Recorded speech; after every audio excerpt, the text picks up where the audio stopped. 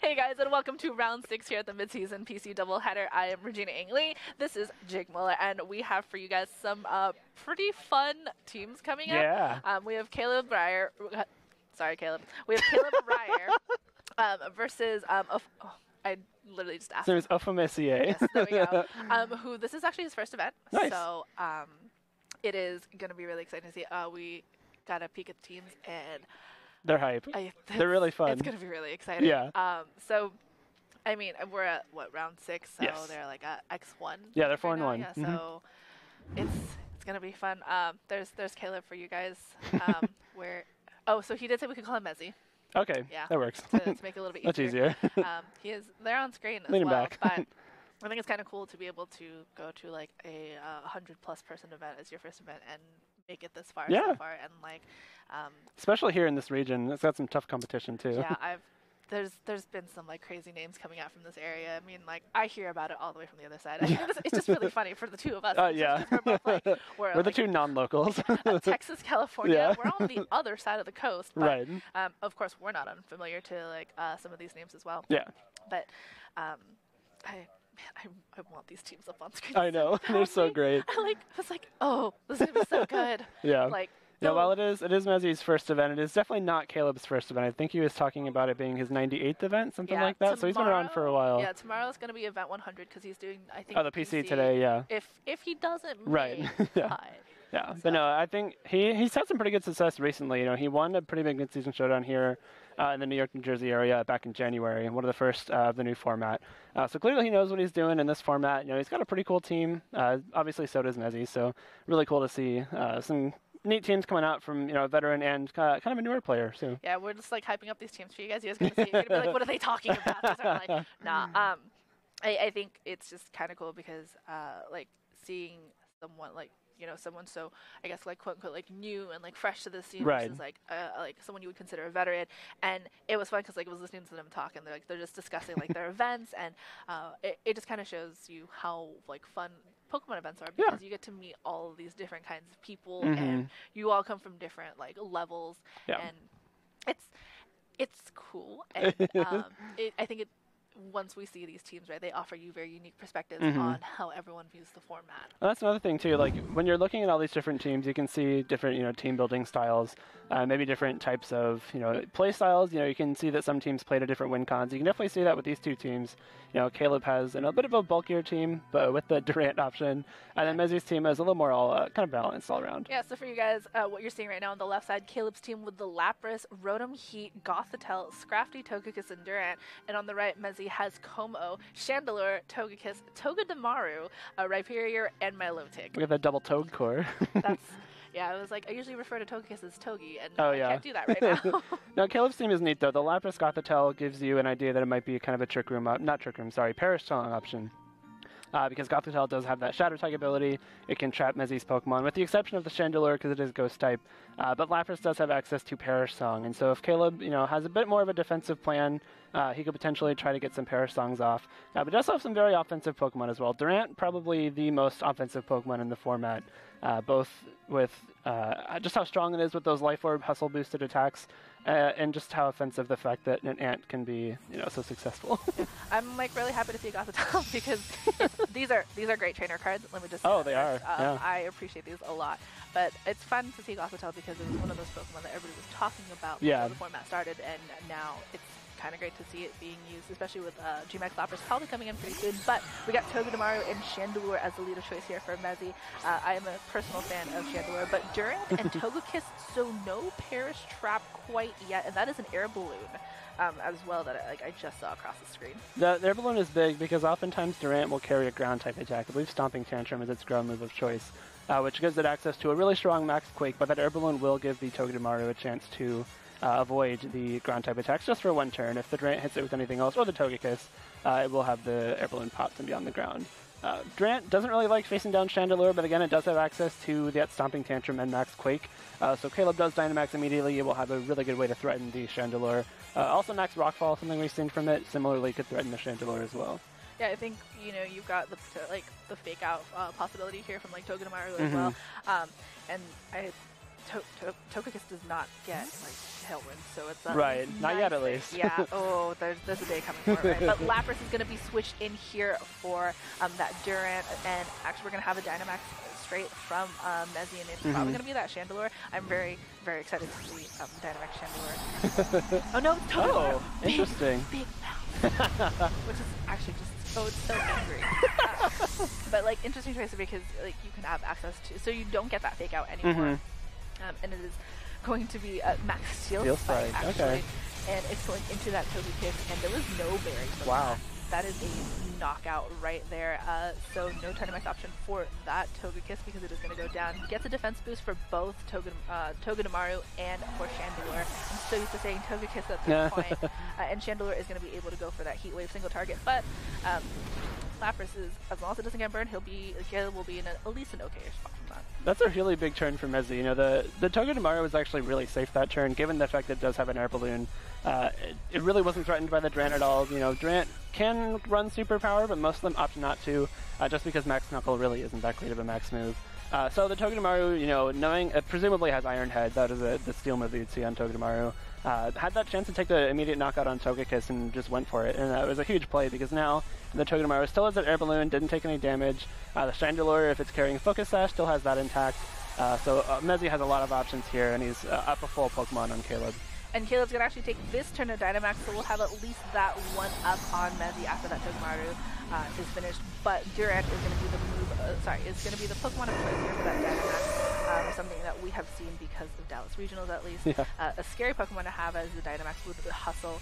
And we're going to have Lapras going for Protect, so we're going to make sure it doesn't get hit. If it is targeted, though, by that Togedemaru, will take damage behind the Protect regardless. But Max Quake from Durant is going to hit into that Chandelure, and that Chandelure does not appreciate it at all. It holds on with a Focus Sash, though. And we can see Caleb nodding his head and be like, okay, like, at least now we know what that item is, and Chandelure is going to be able to at least attack for one more turn as the special defense rises for both Lapras and Durant on Caleb's side, and revealing the Life Orb as well. But Max Lightning going to hit past that Protect onto Lapras and take some damage, but thanks to that Protect is at least around for another turn. And Chandelure is still here. Yeah. The issue is the air balloon still hasn't been popped on the Togedemaru either. That Togedemaru is big and it's still floating. Weakness policy is important for the Lapras, so that gets popped through that Protect. Not a Pokemon that you usually see carrying weakness policy, but Heat Wave is going to connect into that Durant Witch Dynamax, and it is going down. That is rough for Caleb. You Dynamax this first turn, you get a special defense boost, but you're going to lose that Pokemon. Yeah, the Durant going down to a Heat Wave, even with +1 special defense and the doubled HP from Dynamax, just kind of goes to show you, one, how strong Chandelure is, and two, how weak Durant's special defense is. This Togedemaru proving to be actually a really big issue for Caleb because, it still does have that air balloon intact. Not a big deal now because Lapras and Scrappy won't be running ground moves, but we did see the Durant, pretty much had to target the Chandelure with Max Quake. Obviously, you don't want to Max Quake something in the air. And most of Durant's other max moves really wouldn't have done much to Togedemaru. Electric Steel actually coming in very handy as a defensive typing there. Just the immediate forfeit from Caleb. Yeah. Oh, I mean, that's kind of like a rough time to have, right? Because you have Chandelure and then having it have that Focus Sash there. Yeah. And having that activate and you're like, oh, I was not expecting that. And right. How do you recover from something like that when I think every part of you is banking on knocking it out that turn? Yeah, it's rough because Caleb did get some good info there. Like, he saw the air balloon, he saw the Focus Sash. We got 2 items, but he only saw those 2 Pokemon from Mezzy, which is a huge advantage for Mezzy because, he can pretty easily bring those same 4 that he brought in that first game and, still have the advantage of not, having revealed those last 2. Whereas Caleb did bring all this Pokemon. We saw the Durant Max and have a Life Orb with Max Quake. That's not really anything special, but the weakness policy on Lapras is important. Yeah. As he knows to play around that now. Especially because I think Caleb is banking on getting the special defense up first right. as Lapras is on the field, because Lapras is very fragile, right? I have a local who uses it, and it's usually with Assault Vest, but like you said, I don't think there's anything really wrong with Mezzy bringing in at least Togedemaru and Chandelure, right. and then whatever he might have had in that back. Yeah, the Togedemaru actually a huge offensive threat. We're not really used to Togedemaru being the damage dealer of a team, but that Max Steel Spike immediately knocking out the Togekiss is pretty huge. Maybe showing that Mezzy might have trained it a little bit differently than normal. We were used to seeing Togedemaru as like a fake out, maybe some nuzzle support, maybe helping hand, something like that. But this one opting for a bit more power, and again, like Togedemaru, really not something you'd expect to max on this team either. The Chandelure, the Rhyperior, the Como, the Togekiss, those were all a little bit more logical max choices, but Ofomezie, a huge, option there in the Togedemaru paying off. Yeah, and I wonder if you're Mezzy, if you can figure out what that Togedemaru is carrying, right? Because we saw the weakness policy with Lapras. There was no berry activation on Togekiss, and right. There's only so many options that Togekiss has. But I think Caleb is really in the dark here. He's the one who has a tougher time because how do you stop Air Balloon Togedemaru after it Dynamaxes from there? Right. Chandelure might be less of a problem because it's been more common, but if you don't know what he's got in the back to support it, to balance your team out, how do you go from there? It's almost like you're playing a game 1 again. Right, if you got to be able to pop that Air Balloon, and then the Durant can threaten the Togedemaru. But again, Durant typically carrying, a Steel type attack, a Bug type attack, and a Rock type attack, along with that Stomping Tantrum and Max Quake. So none of those other than the Max Quake really threatening the Togedemaru at all. And that Air Balloon Togedemaru is hitting the field once more, this time beside of Milotic, and on the opposite end, Caleb's actually got that Gothitelle and the Rotom Heat as his leads of choice. No, good switch up from Caleb there. Obviously, the lead he used in the first game didn't help very much, and he is able to lock this Milotic in against a Rotom, which is generally okay because Rotom can threaten it with electric type attacks. But Togedemaru's one of its best abilities is Lightning Rod, and so if it is using that Lightning Rod ability, the Milotic will be protected from something like a Thunderbolt, even a Max Lightning from this Rotom. So really not a bad spot for Mezzy at all. Yeah, this is one of those moments where you're like, wow, Togedemaru is actually a pretty decent Pokemon because it rounds it out very well. But Caleb going for the Dynamax on the turn is going to be, I'm going to guess that Rotom. Most likely. Is not very much a defensive Pokemon here, but Rotom Heat is going to be Dynamax. And actually, this is the first time I think in a long time I've seen a Rotom Heat go for Dynamax. Yeah. Oh, Gothitel's going for Helping Hand here, so going to help boost that attack for whatever Rotom decides to go for, but Fake Out from Togedemaru, not gonna, stop that Gothitelle. Gets a critical hit, so a little bit more damage than usual, but Max Flare boosted by that Helping Hand just to help guarantee that knockout. Just want to make sure. Ooh. That's important information. Oh, yikes. Yeah, that I'm watching Caleb's face as that's happening. And is that Hypnosis? It is. Okay, at least it avoided. I think that would have been a lot to happen. Oh, no way. Is that Blunder Policy? No! That's so big. Oh my gosh. Okay. So, at first, dodging Hypnosis, obviously great. You don't really want to be put to sleep. And notice my Milotic is at +2 speed. It'll have the chance to fire off another Hypnosis before the Rotom or Gothitelle can move. Very smart Helping Hand there. The Fake Out into Gothitelle made a lot of sense, and Caleb did dodge that Fake Out flinch. I'm not going for Helping Hand with higher priority, but knowing that Togedemaru has Sturdy means that Milotic is no longer protected by that Lightning Rod, so Caleb is actually now free to fire off some Max Lightnings if it doesn't get put to sleep by the +2 speed Milotic. Yeah, I think that's actually the first time I've ever seen Blunder Policy activate. Yeah, so there's that's a new item for this generation, and that's a great way to show off exactly what it does and what it can do, but you know what? That Max Guard really helping Caleb here as he does not get hit by that Hypnosis. And Togedemaru going for the Iron Head into that Gothitelle does some okay damage, but at least the Rotom is protected as it sets up Trick Room, so going to use that Blunder Policy activation against Ofomezie right now. Really smart Trick Room from Caleb. Togedemaru generally faster than Rotom Heat, so the Trick Room would mean that Rotom would be attacking first. Obviously, the Milotic at +2 speed doesn't really want to see Trick Room going up because that would make waste of its speed boost. And so now Caleb has put himself in a spot where he has another turn to fire off a strong move with his Rotom. Did set up the Sun with that Max Flare, so its fire type attacks are going to be boosted. Not really too important here because you want to be using Max Lightning into that Milotic most likely. And Togedemaru can't really switch out either, so thanks to that Shadow Tag ability. So Rotom has a chance to Max Lightning this Milotic. A Milotic known to be a very bulky Pokemon. Decent chance it may not even be knocked out by a Max Lightning, but at least he has a chance to get some big damage on it. Maybe dodge another Hypnosis along the way if he needs to. Yeah, this is one of those things where you see this Pokemon and you're like, I actually don't know what it's going to do anymore because this is just kind of taking away everything that I've ever thought about this. But Ofomezie is going to go for the Dynamax on this turn, so is going to have that Dynamax Milotic and this is going to match the giant Milotic plushie.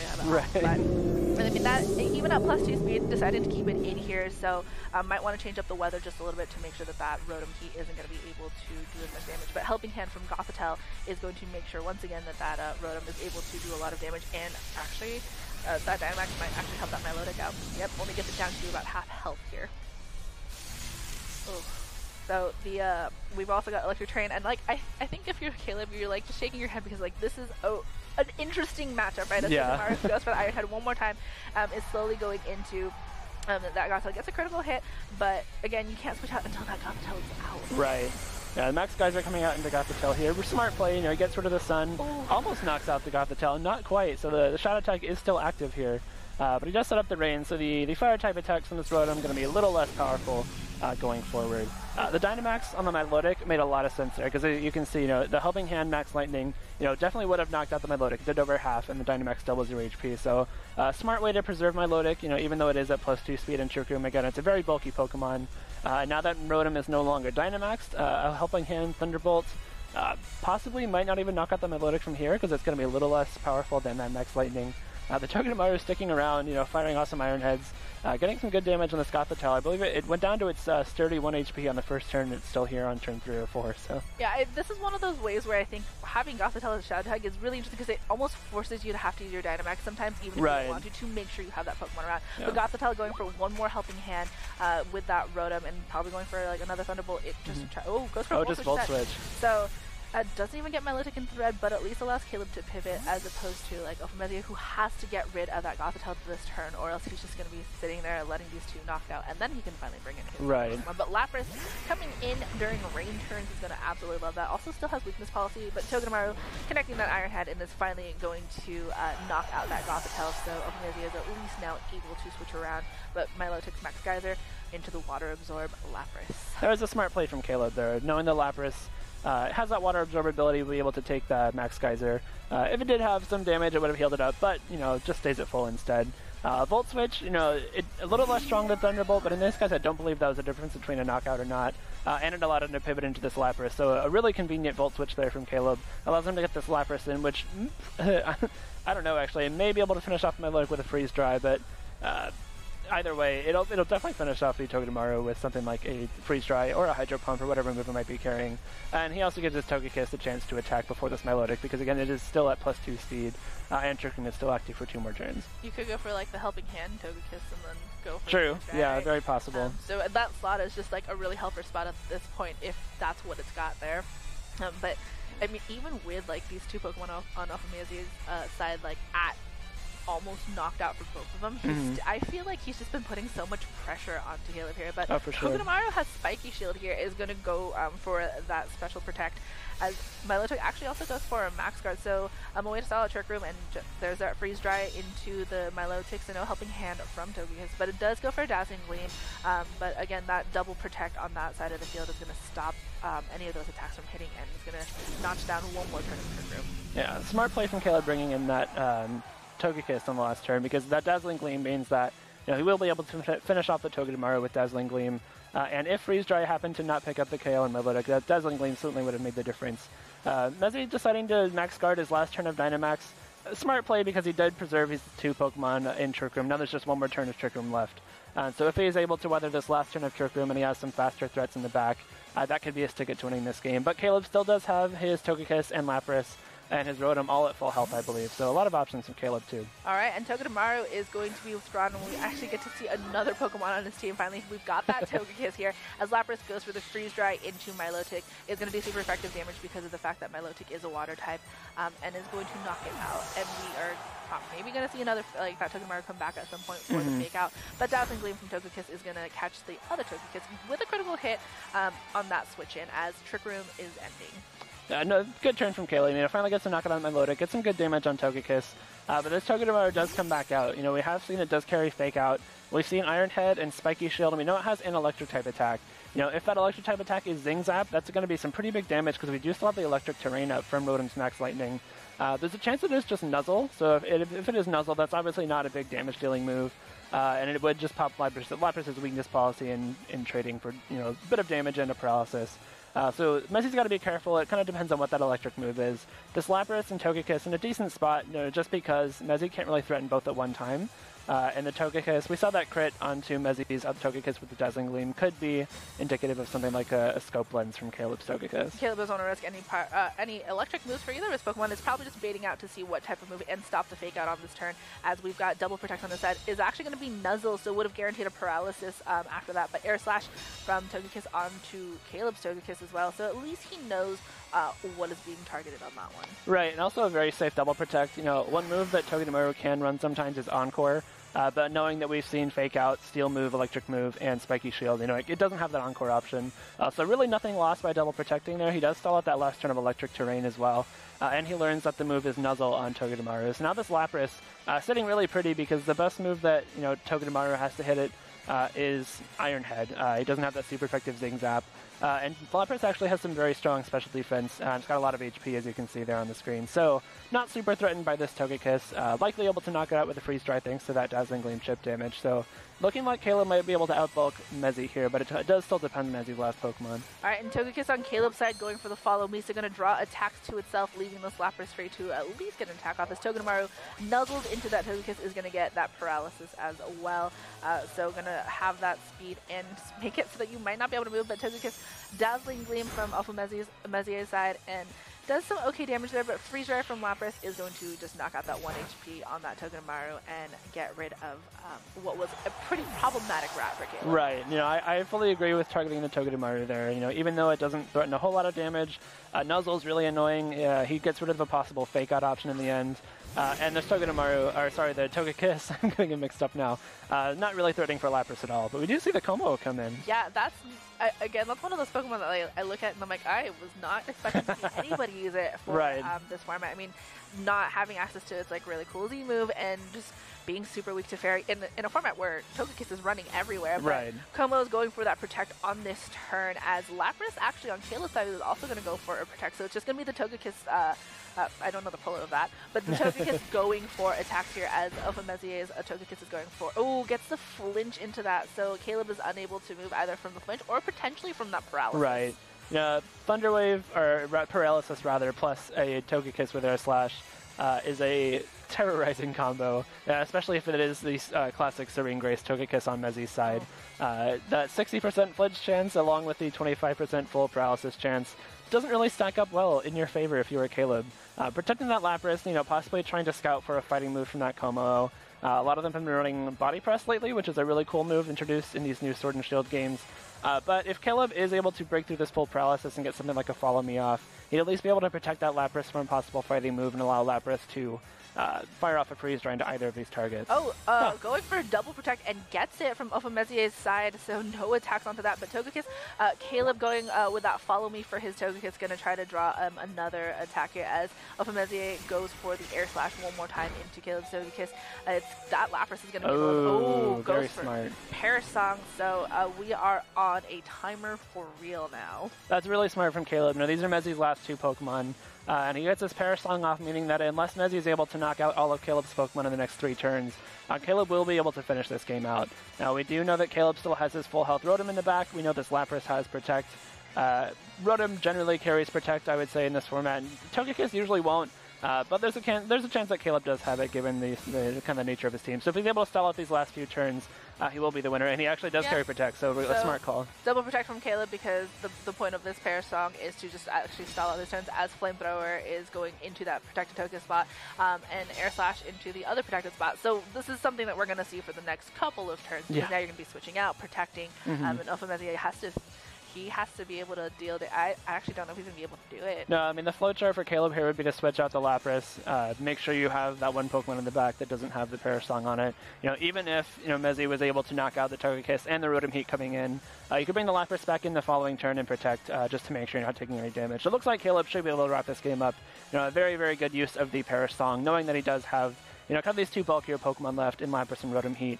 And as long as he's able to, you know, protect himself through all the damage from Mezzy's Pokemon remaining, he will be able to take this game. Yeah, it's really interesting, too, because you've got the Shadow tag that was in there earlier, but not next to the Parasong, which is a very interesting way to break up that combination. But like you said, that Lapras is going to be withdrawn, and Rotom is coming into the field here. So Even if he kind of just like loses that Togekiss, will be fine. But Como goes for that flamethrower, is going to connect because there's no protect, and picks up the knockout there with a critical hit. And you know, Caleb's just like, oh, that's fine. That's okay. You can have it. Yeah, I don't need it. That's all right. That's all right. This game too has been pretty wild for him as well. Yeah. Togekiss going for Air Slash. Just that look on his face is like, yeah, that's fine. That's cool. Like, what are you gonna do? And for what? It? Like, yeah. All right. You hit Air Slash. Cool. All right. Yeah, Caleb gets to bring the Lapras back in, most likely quick protect with both of them, and watch Mezzy's Pokemon go down to that Perish Song. So very smart play from Caleb there. You know, when you're playing a Perish Song team like this, like you just said, we did see the Gothitelle out earlier, which is usually a pretty big part of these Perish Trap teams. But another thing you can do with these teams is take 2 knockouts and then just Perish Song for the win at the end. And when you're down to just 2 Pokemon, as Mezzy was there, you can't switch out anymore. And switching is basically the only way to reset that Perish Song. So very smart play from Caleb. He knows his defensive options were strong against Mezzy's team. Got some good info from Mezzy too. We saw the Flamethrower and the Life Orb from the Como. We saw the Togekiss running Air Slash. Generally speaking, if you're running Air Slash and Togekiss, and kind of a more supportive set, you're probably going to have that Serene Grace, and with that Nuzzle combination too. Yeah, I think like props to Caleb because that game 1 was kind of terrifying. Like, yeah, I can't it was even kind of imagine what would have been like on that side, like being Caleb. I would have been like, what do I do game 2? Yeah. But like keeping his head cool and like, hey, I've got another strategy. This is the time to bring it out. And that Gothitelle caused so much trouble for like Ofomezie on that other side, where it was like you can't do anything until you knock it out. And you just devote so many resources to it, and at that point, Caleb's like, yeah, just keep doing that because by the time that's done, we bring in Perish Song. Yeah, and props to Caleb for not, panicking at the sight of Hypnosis Blender policy oh too. My gosh, we're on this side, and I was like, I think my heart stopped seeing that. No, he played that very smoothly. He saw the Hypnosis miss, he saw the Blender policy, and then immediately decided to go into Trick Room, which is a very smart play on his end. Based on the Pokemon that Mezzy brought, the Trick Room gave Caleb a huge advantage there because he was able to, underspeed that +2 Milotic and the Togedemaru. And the Shadow Tag, like you said, a huge component there because he was able to, trap that Togedemaru in against the Rotom and the Gothitelle, neither of which it could really damage very well. And he basically forced Mezzy's hand with that Dynamax as well. So he was able to blow one of Mezzy's best offensive options early on a Pokemon that usually isn't known for its offense. Yeah, it was like so crazy. I think thinking to myself like, wow, like how do you get around this? And then, like that Trick Room turnaround, and then being like, okay, cool, like you're stuck here with me now, and like you have to try to take out this Gothitelle before you can do anything else. And I think it shows the mark of like keeping your head cool under pressure. Like that, because that is just a little bit terrifying. But we have Togekiss and Chandelure, so another mix-up in leads here from Ofomezie, as Rotom and Lapras is actually going to be the lead of choice now here for Caleb. Yeah, smart switch-ups for both of them. I think the Chandelure was a pretty big part of Mezzy's win in Game 1, especially given that Durant on Caleb's team. But it looks like Caleb kind of learned from Game 1. Durant might look like it's pretty strong against Mezzy's team, but Mezzy has so many tools against it that you might not expect a team preview that it just makes playing Durant super difficult. The Lapras put in so much work in Game 1 with that Perish Song and with that Freeze Dry that it makes a lot of sense to bring it out again. Really not threatened by either of these two Pokemon thanks to that strong special defense. And it threatens the Chandelure with a Water-type move, I almost said Togedemaru again. I keep switching them, I know. No, it threatens the Togekiss with that Freeze Dry again. So, Rotom and Lapras, a very strong both defensive and offensive start for Caleb here. Yeah, I will give props to both of them because these are Pokemon that, in individual cases, you're just like, yeah, these are really cool Pokemon, but, to see them together is so rare and unique. Right. Having them use it to their full potential has been just kind of fun to watch. But Ofomezie is going to be going for that Dynamax this turn. And there's it's Chandelure. Oh, this has just totally made my day. Chandelure and Milotic, this is just my day and my team now. I love this so much. But Chandelure is going to be the Dynamax option here. And we actually going to go. If it's going to be... No, that's a Lapras. That's Dive Ball. It better be Lapras. Yeah, that is... Hey, I caught a shiny Sylveon in a dive ball for the aesthetic reason. That's cool. So you never know. But yeah, it is gonna be Lapras. So it's gonna be water and fire, big water and fire fights. So one day that will be a Gigantamax Lapras, and it'll be great. Not too far from now. Rotom going for Volt Switch into. Oh! I was like, that was a critical hit. That was a lot of damage. You could see Caleb's face. He was like, that was way more than he expected. But weakness policy. Hopefully, it doesn't hurt him later on, as long as he can at least get enough damage from that Lapras. I was like waiting to see what it was going to attack. That's the risky run, I think, though, with side activation. But Gothitelle, there we go. So Gothitelle coming into the field here, and Lapras taking an Air Slash, so not as bad. But that Max Phantasm, very nice. So that is what Caleb wanted to see.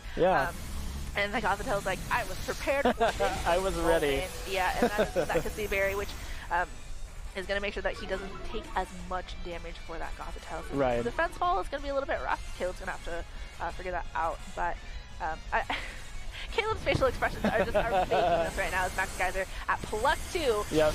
This is going to hurt. Oh, yeah, it has focus action. Right. So it is around for another turn, but yeah. Chandeler's like, all right, we got this. Well, the good thing about that Max Geyser is that now if Chandeler wants to go for Max Flare, it will be halved because of that rain. The Cassiberry coming in handy for Gothitelle. Cassiberry is something that Gothitelle and other Pokemon weak to Ghost types might run to face Dragapult a little bit easier, but obviously it works against Chandelure as well on that Max Phantasm. The critical hit on the Volt Switch, a little bit unfortunate. Lapras does have that pretty high special defense that just got put to the wayside a little bit thanks to that critical hit, but Lapras still is at over half health, and it is, super bulky, especially in this Dynamax form, so it's unlikely that anything from Mezzy would be able to take it out on this following turn, and thanks to the Shadow Tag, this Togekiss is now locked in against a +2 Lapras that very, very likely, well, not very likely, we know it has an Ice type attack. So Max Hailstorm at +2, probably enough to take out this Togekiss, and thanks to the damage he got on Chandelure, if he does use that Max Hailstorm to summon Hail, the Chandelure will go down to Hail at the end of this turn as well. Oh, but actually a Max Guard from Lapras here going to protect itself as Togekiss came in for that Gothitelle, and Lapras not taking damage thanks to protecting itself this turn, but Togekiss does take damage here on that switch in as Max Phantasm also goes into that Lapras. So Caleb just understanding like, hey, I'm going to protect this Pokemon, you're not going to take it down because I don't want this Dynamax to end before the end of 3 turns. Yeah, I mean, a decent play for Caleb there. He gets his Togekiss in, just barely taking some damage from that Dazzling Gleam. And now he has a way with that Follow Me to make sure Lapras doesn't take a Max Phantasm from the Chandelure. Most likely wanted to keep it as healthy as possible. So now he still does have that Max Hailstorm option, potentially a Max Geyser option, which would be boosted by this rain. But if Chandelure does go for something like a Max Flare, the Geyser would be weakened instead. And so, options from Caleb here offensively, anything obviously would knock out this Chandelure, one more attack thanks to that Focus Sash. But Togekiss able to protect the Lapras from something like a Max Phantasm. So good play from Caleb, making sure his Lapras stays as healthy as possible. Alright, and Togekiss is going to be faster on Caleb's side, is going to be able to get the Dazzling Gleam off first, takes up that knockout on Chandelure. Again, it was his at 1 HP, thanks to that Focus Sash from earlier. But at least you get rid of that Dynamax Pokemon before the end of its turn, as Togekiss is going for the Air Slash now into Caleb's side, but because it went after Caleb, doesn't have to worry about that flinch, as Max Hailstorm is going to do that super effective damage at +2 in Dynamax form, is going to pick up that knockout as well, leaving Ofomezie to his last 2 Pokemon. Who needs to follow me when you can just be faster and knock it out with Dazzling Gleam? Caleb clearly knowing something I didn't there, possibly showing that his Togekiss is trained to be a little bit faster in general, and we know that Togekiss and Chandelure hover right around the same speed stats. So if Caleb is kind of banking on his Togekiss, being the more quickly trained of the two, giving him a little bit more option there against the Togekiss. But Mezzy, after bringing out his Togedemaru, the other Toge, I got it right this time, and the Como. So now is where the Follow Me might come in handy, because if this Como is carrying a fighting move, the Lapras would be able to kind of subvert it with the Follow Me help from the Togekiss. Yeah, and now you've got to be careful about the Dazzling Gleam for the Como. So you have to figure out some way to get rid of that Togekiss before you can attack the Como. Now it's just like that mind game of who do I attack and what's gonna do what at this point. Yeah, Dazzling Gleam would surely knock out the Como thanks to the fighting dragon combo rather, being double weak to Fairy. Mezzy does still have the Fake Out option, so either of these Pokemon can be faked out. Neither of them can Dynamax anymore, so you don't have to worry about Fake Out missing into a Dynamax. And the Hail is actually going to be really helpful for Caleb here, because it's going to break that Sturdy for the Togedemaru. Togekiss, Togekiss going though for that Protect on this turn. So actually Double Protect is going to stall out both the Fake Out and going to make sure that Sturdy gets broken now for sure. As Ironhead actually going to try to go into that Togekiss as Como reveals Close Combat. So at least Caleb can try to figure that out for later on, and again the added bonus of getting that Sturdy broken. And there was no Fake Out, so that was actually pretty nice for Caleb to get all that information. Right, the Ironhead would be able to finish off this Togekiss. Close Combat is actually really big for Mezzy here, because now, Lapras likely would have gotten onto close combat from here, but it is still at that -1 defense from the Max Phantasm. So close combat certainly enough to take a KO here. Not needing to fake out because he knows that Togedemaru could Iron Head, even if Togekiss did go for Follow Me, and clear out the Togekiss and allow the Como to attack the Lapras. So Mezzi's actually in a pretty good offensive spot here. It no longer has Sturdy, but he doesn't really need it anymore. This Togedemaru is going to be faster than everything Caleb has left. Neither Rotom Heat and the Gothitelle are in the back. Gothitelle actually at very low health, so Mezzi might just have the firepower he needs to clean out this game. And Togekiss is actually going to get withdrawn here as Caleb is going to bring in that Rotom Heat from earlier. So now he's just going to play the switch. Oh, he's doing a double switch now as that Gothitelle is going to be on the field now in place of that Lapras. So Gothitelle is going to get knocked out most likely, but Iron Head from Togedemaru is going to go into that Rotom. Oh, that is going to be a close combat most likely actually into what was that Lapras. Oh no! Oh, smart play. Into the Rotom instead, yeah. I appreciate Caleb's reactions to this a lot. As you get the special defense and the defense drop now for the Como. Does activate the berry on Rotom, but I mean that's probably a lot more damage than he was expecting for that Rotom to get. That's actually such a smart play from Mezzi's end. So the Iron Head we know would have taken out the Togekiss. If the Togekiss stayed in, the close combat would have been redirected into the Lapras. If the Rotom switches out, if the Gothitelle comes in, it gets knocked out by Iron Head. Close combat redirected again. But if the Rotom switches in, he gets some really important damage with that close combat. Essentially, banking on Caleb switching out that Lapras and getting that turn correctly. But this still really isn't over for Caleb. So the Togedemaru can't paralyze the Rotom with Nuzzle.